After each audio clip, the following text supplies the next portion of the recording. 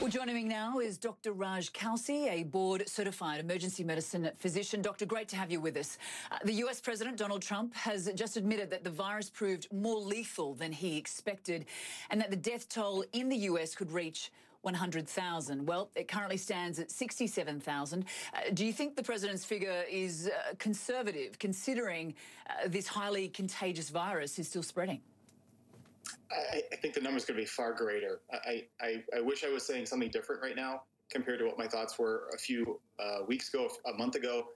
But you look at 1,000 people dying a day in the United States, and this is with social distancing.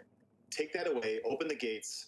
This virus makes no discrimination to any human being on the planet, perhaps not even animals. We don't even know if it goes from animals to humans and back. And I see this number soaring past 100,000, and we still don't have any really good cure or any mitigation from a pharmaceutic that would help us in the hospital system.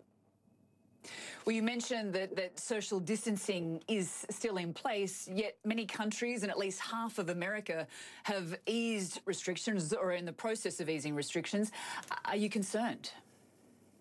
I am. I'm also concerned about an economy that's crumbling, and as people starve, literally, there's other medical problems. And me as a doctor, I worry about people in starvation and succumbing to social chaos and injuries associated with that, and neglect from the community because they can't afford to live.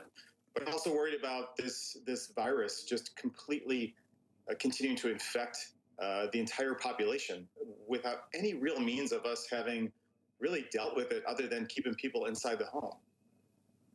Well, what should people consider when venturing outside into public places where businesses are reopening, where the economies are reopening?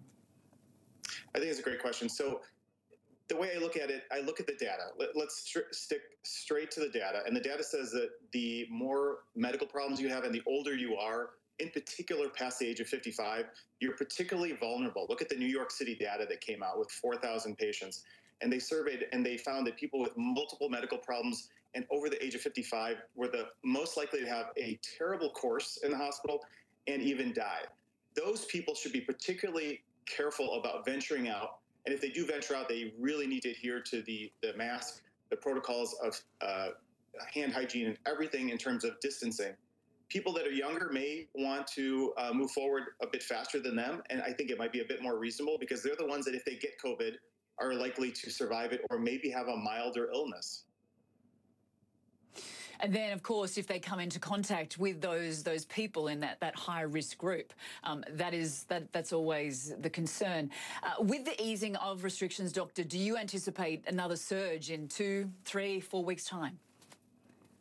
I see multiple apex, or our term is apices, more than one apex as we move forward. This apex we're talking about now is only one statistical curve and plateau in time. When you release social distancing, there will be another surge because everybody will serve as patient zero again and now start reinfecting or infecting, I should say, people that have never had COVID, and you'll see another apex. And that might go down again, and then we'll see another apex as we go back and forth between mitigating social distancing as we see the fatality rate go up, unfortunately. Doctor, you work in a Chicago hospital. You are obviously on the front lines. How are you coping, and are you seeing improvements where you are? I'm emotionally and physically exhausted. And when I'm not working, my wife is a mother-baby nurse, and she's on the unit taking care of now COVID-positive mothers, some of which are very, very critically ill. And the numbers in Chicago continue to go up.